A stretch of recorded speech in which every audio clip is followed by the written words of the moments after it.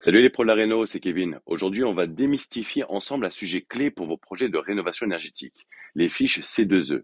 Vous avez sûrement entendu parler des certificats d'économie d'énergie, mais savez-vous vraiment comment fonctionnent leurs fiches? Pas de panique, je vais tout vous expliquer simplement, étape par étape.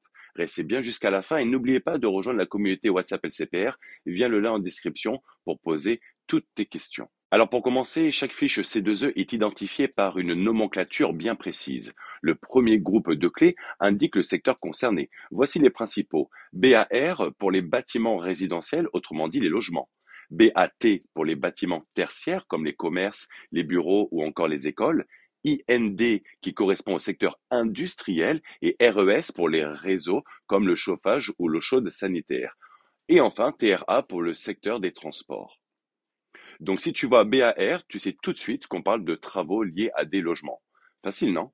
Ensuite, on a le deuxième groupe de lettres qui précise le type d'opération réalisée. Voici les principales catégories.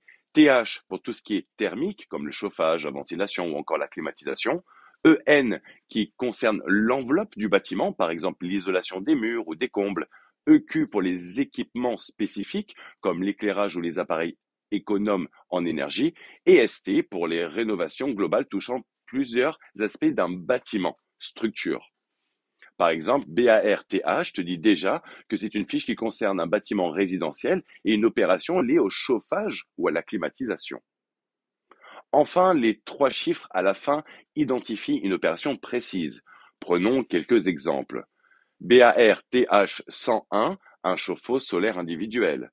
BAREN 101, isolation des combles ou toitures. BARTH 129, une pompe à chaleur RR. Donc si on décompose BAREN 101, BAR c'est pour un bâtiment résidentiel, EN ça concerne l'enveloppe du bâtiment et 101 c'est l'isolation des combles ou des toitures. Clair et précis, non?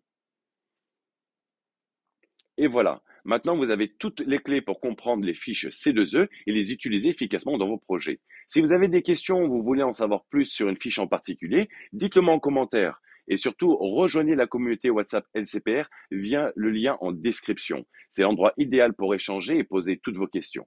Merci d'avoir regardé, bon courage dans vos projets et à très bientôt pour une nouvelle vidéo. Ciao ciao!